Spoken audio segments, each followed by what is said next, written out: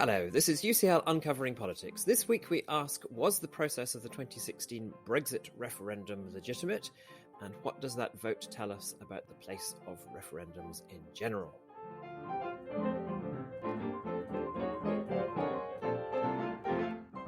Hello, my name is Alan Rennick, and welcome to UCL Uncovering Politics, the podcast of the School of Public Policy and Department of Political Science at University College London.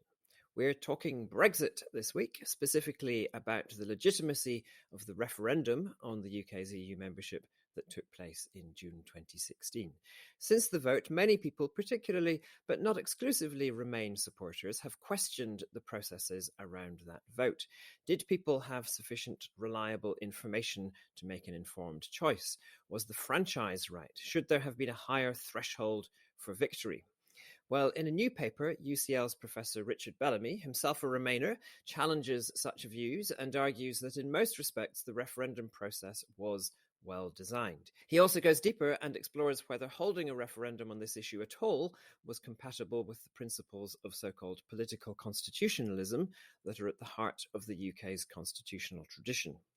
Well, I'm delighted to say that Richard, who is Professor of Political Science here in the UCL Department of Political Science, and this academic year also visiting Professor of Ethics and Public Policy at the Hertie School in Berlin, joins me now. Welcome to the podcast, or rather welcome back, Richard. It's great to see you again, and thank you for joining us all the way from Berlin. And let's begin by looking at how the Brexit referendum was run before we get into this issue of whether a referendum on the Brexit question was appropriate at all. So in the paper, you highlight the franchise, the threshold for victory, the referendum question, the conduct of the campaign. Do you want to maybe pick up just some of those themes and explain the concerns that have been voiced about them, and then your own analysis of them? Yes. As you said, critics of the referendum raise a number of, I should say, they're entirely valid points to make about it. However, I think that when one's looking at a process and whether a process is legitimate, you have to a degree, separate the legitimacy of the process between what you think is the desired outcome. You shouldn't be seeking to. So in a way, you also have to think, what process would I be happy with, even if it didn't give the result that I want. And I think the other thing you have to think is not simply, is this the best process one could ever have, but also, is this process good enough, as it were? Because we'll disagree about process also as much as about outcomes, I think, often. So when I went through these criticisms, I looked at them with this sort of slightly critical and, in a way, distance approach. I didn't seek to see whether I fully agreed with them. I wanted to see whether criticisms were strong enough to say the Brexit referendum process was totally illegitimate. I decided that probably wasn't the case. So take the franchise. There were sort of two issues that were raised there. One was the age, and the other was whether it should have included EU citizens who are resident in the country or not.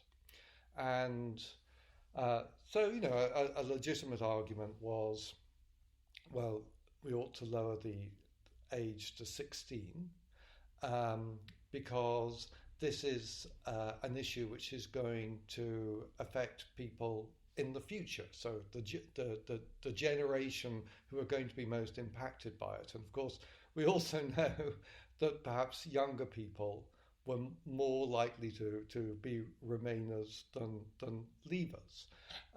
Though it does seem also that they didn't particularly turn out to vote in this particular referendum, and we don't know what the result would have been. But so my view there was, yes, that's a valid argument.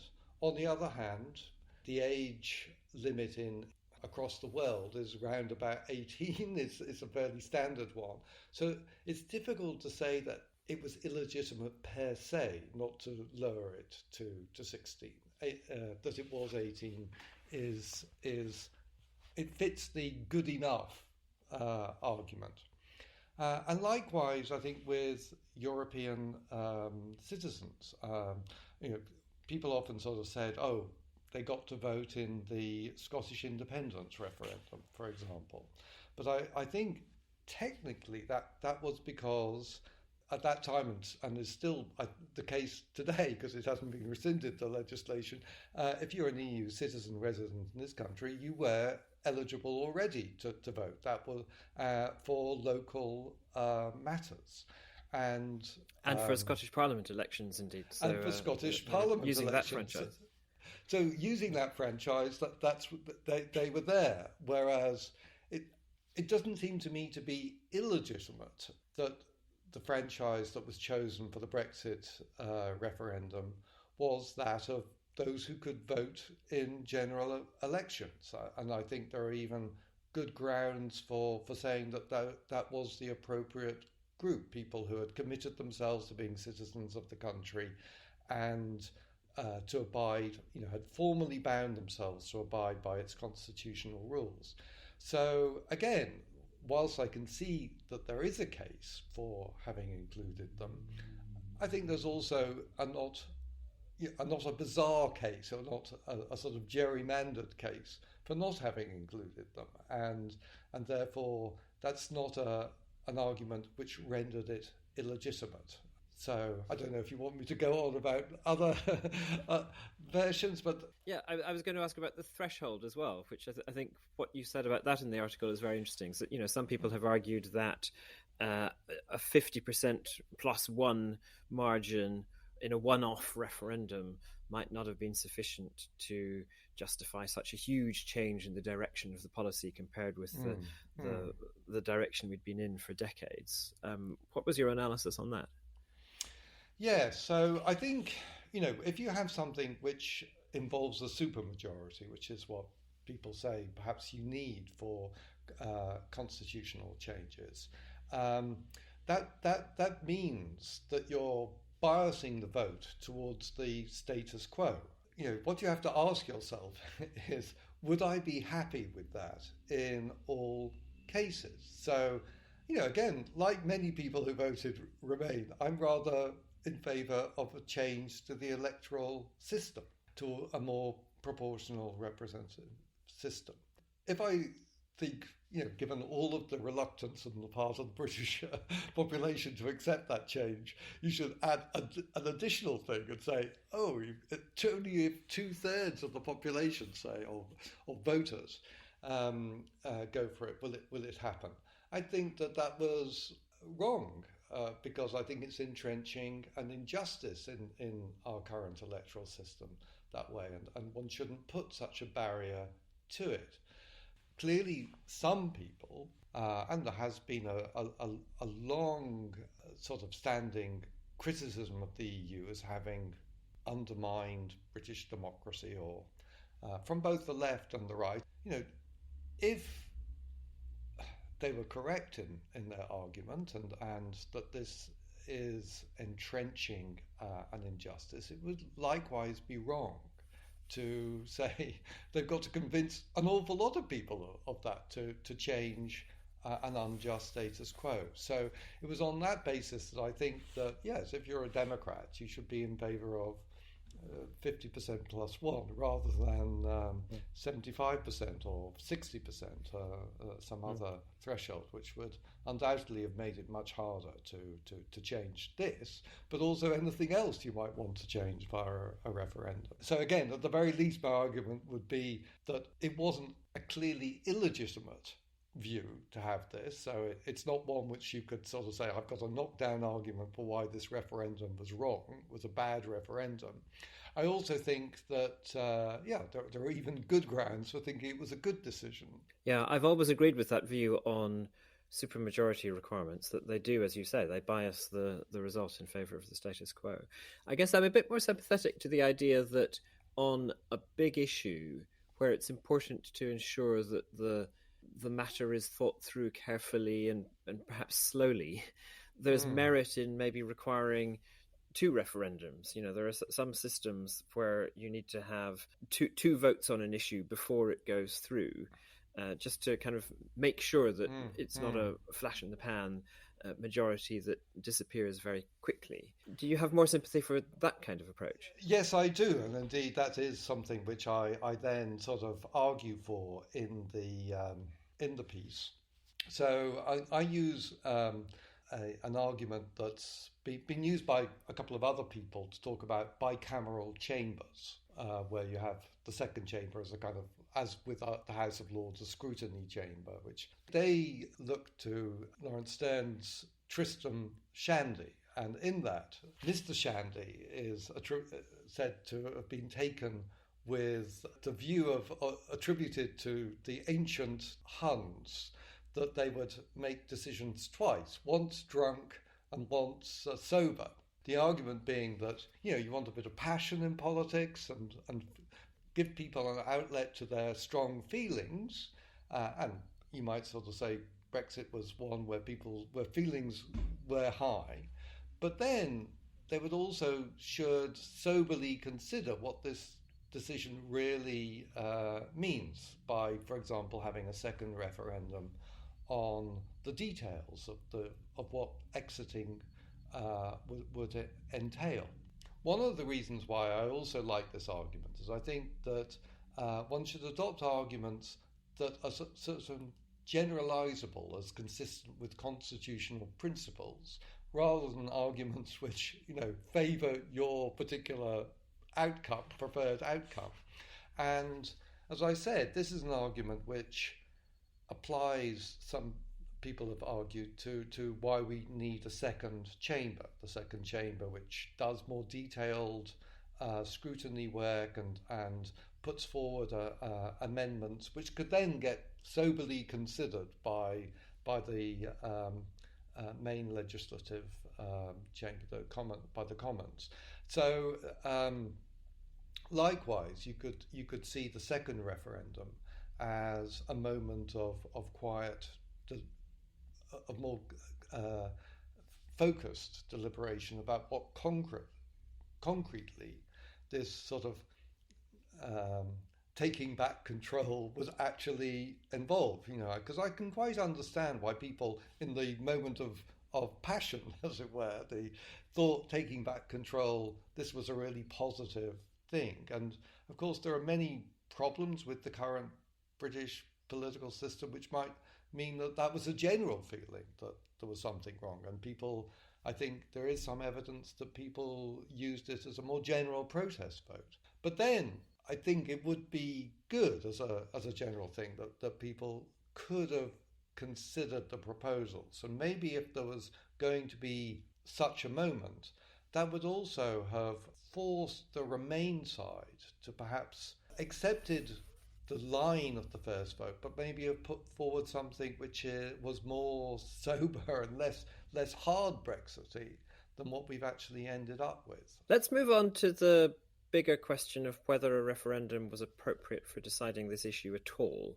And your analysis here is based on the concept of political constitutionalism, which you've been writing about for many years.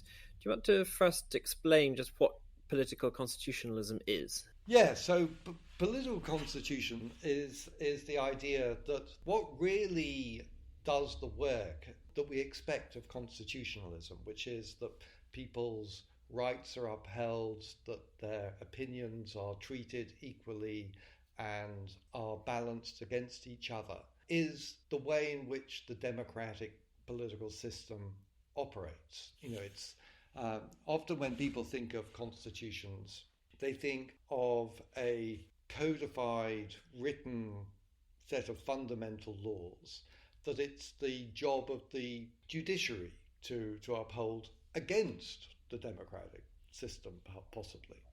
Whereas the political constitutional view, of course, there are rules which govern the political constitution, but those are ones that it gives itself through statute, as well as being there through custom, which is the case with all constitutions.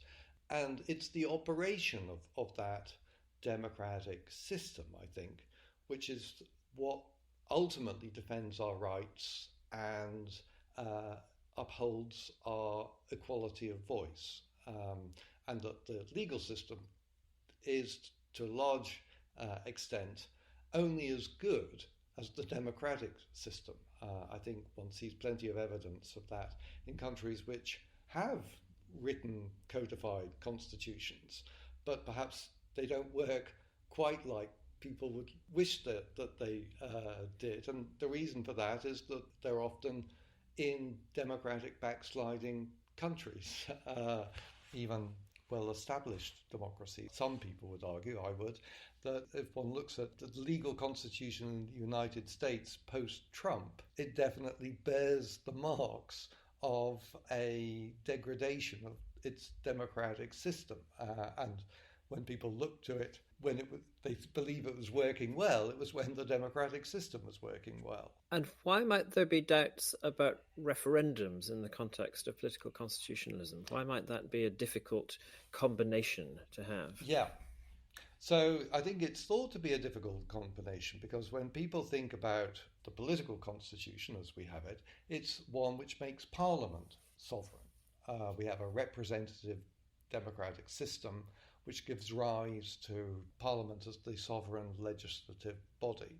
Whereas referendums seem to hand over the sovereignty over fundamental legislation anyway, possibly even not so fundamental, to the popular will.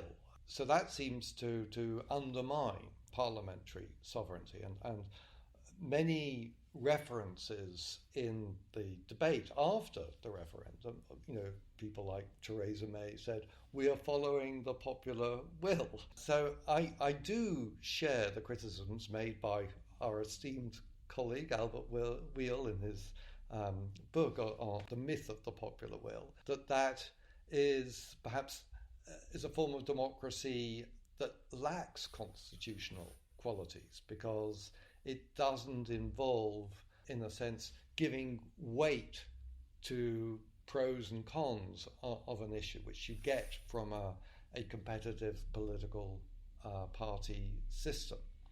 So I guess the question then is, does that make referendums illegitimate from this point of view?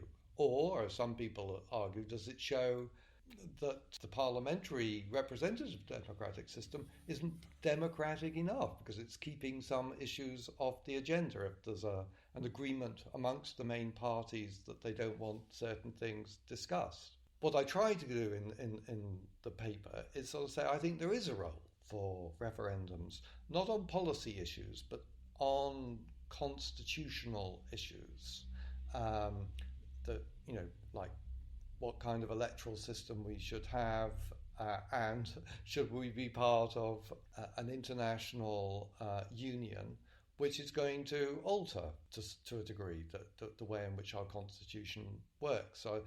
But what renders that compatible with parliamentary sovereignty and perhaps also compatible with the general idea of a political constitution is, going back to the argument for two referendums, it's part of having a balancing of views. So you might sort of say, well, if Parliament makes decisions about the Constitution, that's also Parliament making decisions about its own rules and being judge in its own cause.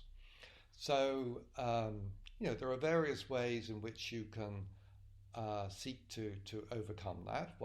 So in Denmark, constitutional rules have to be made and agreed both sides of an election, for example, by a parliamentary majority, in which those rules have been up for grabs.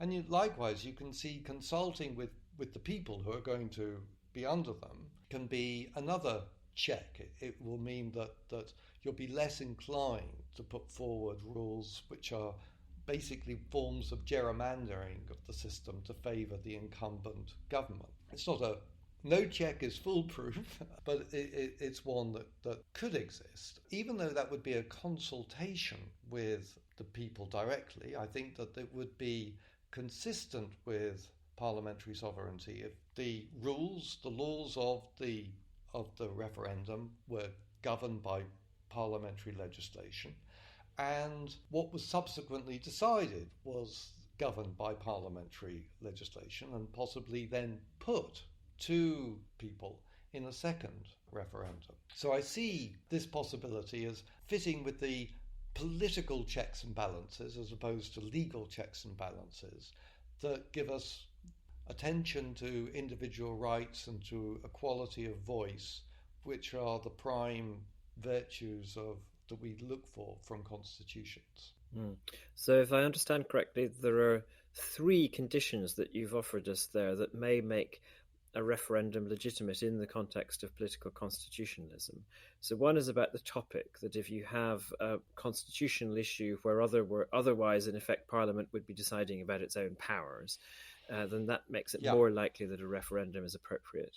Then second, the rules of the referendum have to be decided by Parliament. So the referendum process is kind of embedded in a system of rules that Parliament has been involved in creating.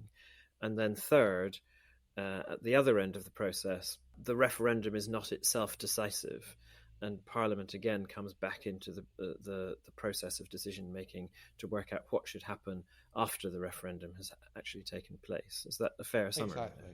That's right. Yeah, that is. Yeah.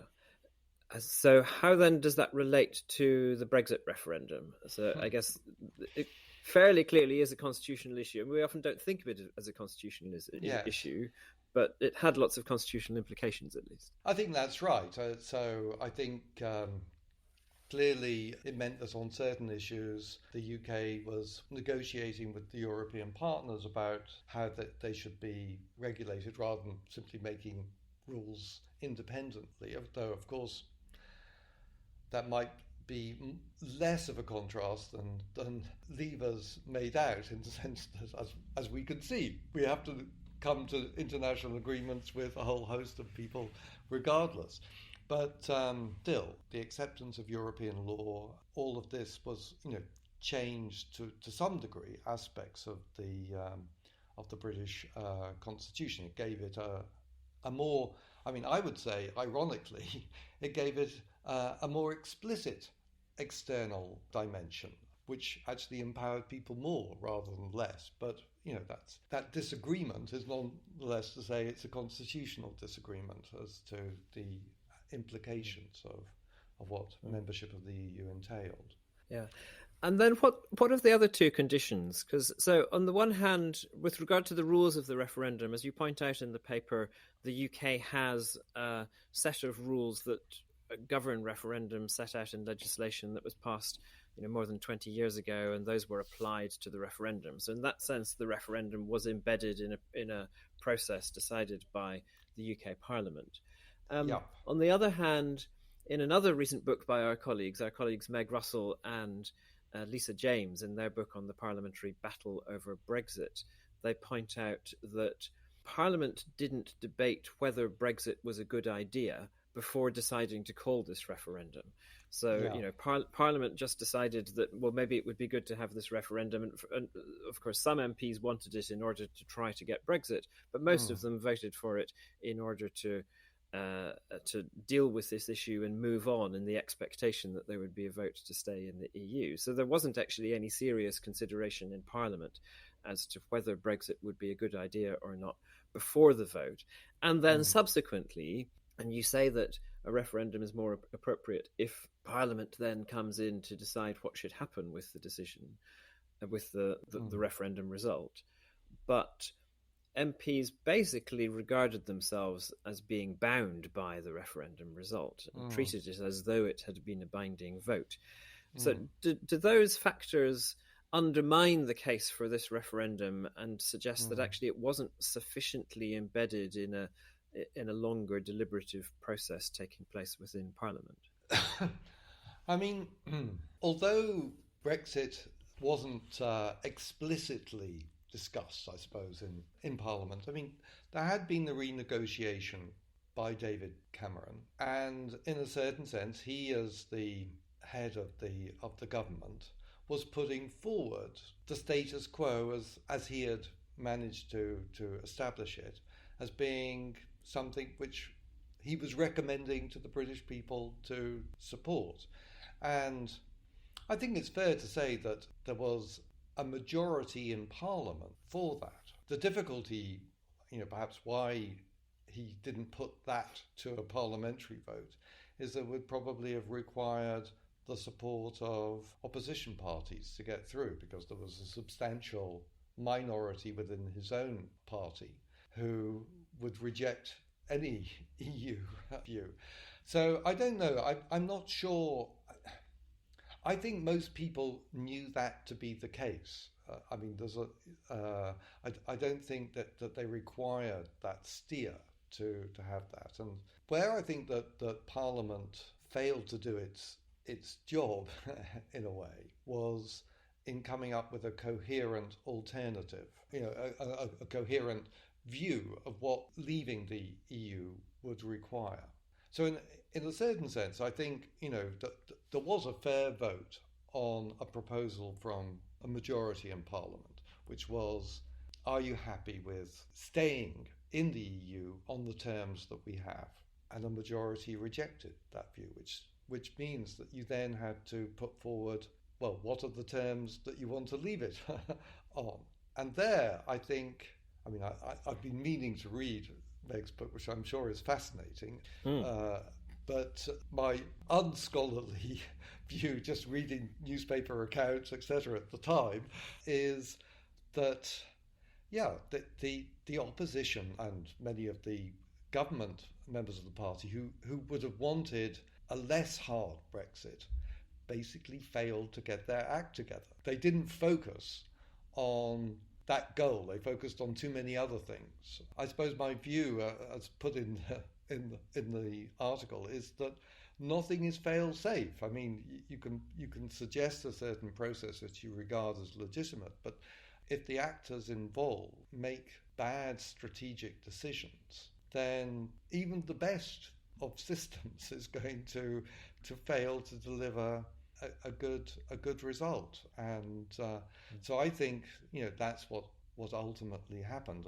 And unfortunately, I think by the time Boris Johnson essentially held an election on the Brexit issue, many people just, as he put it, let's get Brexit done. Well, many people just wanted an end, what they thought would be an end to this. Little did they realise that it wasn't the end; it was just the beginning of a long haul. But that's what happened. Again, these were failures as much of the Remain side of the debate as they were victories for the Leave debate. One final question before we have to wrap up. I guess I wonder what the implications of your analysis are for the future of referendums in the UK. So there might be people who argue for a referendum on rejoining the EU at some point. Of course, there are debates about potential Scottish independence referendum happening again. Does your analysis have implications about the legitimacy of votes such as those? Yes, I mean, I think people can certainly think about how could referendums be improved, and I know you, for example, have on the back of the Irish referendums also thought about, could you, if you had citizens' assemblies informing it, that could be another aspect. And of course, in Ireland, these assemblies are, in a certain sense, they're similarly legitimated by Parliament in how they operate. So that would be a model which would be consistent with political constitutionalism in the same, for the similar reasons to the way in which I think referendums themselves are legitimate. So I think these are things which might improve debate, but I think they're probably with us now. I think referendums have become part of the constitutional fabric of of the UK, and as they have of many other advanced democracies. I mean, ironically, it's something which the EU has actually spread through Europe, has been the use of referendums. I think what people should do is perhaps think a little bit more, as I've tried to do in this paper, as to how they fit into our overall constitutional architecture, and also think when they're putting forward what they think are going to be improvements, they should say, well, are these improvements actually also consistent with our overall constitutional architecture, and are they justified as ways of making the process better? And I think there is work that can be done, and Parliament, it would be good in a sense if, in a lull between any new referendums coming in, so these things are perhaps best done calmly, as it were, they considered this general issue. Yeah, I think that's such an important point. The time to write the rules is when the rules are not in play, and you're not actually playing a game about that particular issue. Important. Thank you, Richard. This has been a really great conversation. I've found it fascinating, and it's a great article as well. So we have been looking at Professor Richard Bellamy's article, Political Constitutionalism and Referendums, the Case for Brexit, published this year in the journal Social and Legal Studies. As ever, you'll find full details in the show notes for this episode. And that article will also be part of a book by Richard to be published by Oxford University Press in the not-too-distant future, called Defending the Political Constitution. Richard also mentioned Albert Weil's book, The Will of the People, and we talked about another book by our colleagues, Meg Russell and Lisa James, called The Parliamentary Battle over Brexit, which was published by Oxford University Press in March. If you haven't had time to read the book yet, then Meg and Lisa appeared on the podcast just a few weeks ago, so you can always listen to the podcast version. Next week, we'll be switching things up a little. Emily McTurnan will be interviewing me, rather alarmingly, and we'll be exploring the broad question of how can we fix our democracy. Remember to make sure you don't miss out on that or other future episodes of UCL Uncovering Politics. All you need to do is subscribe. You can do so on Apple, Google Podcasts, or whatever podcast provider you use. And while you're there, we'd love it if you could take a moment of time to rate or review us too. I'm Alan Rinnick. This episode was researched by Alice Hart and produced by Eleanor Kingwell-Banham. Our theme music is written and performed by John Mann. This has been UCL Uncovering Politics. Thank you for listening. Thank you.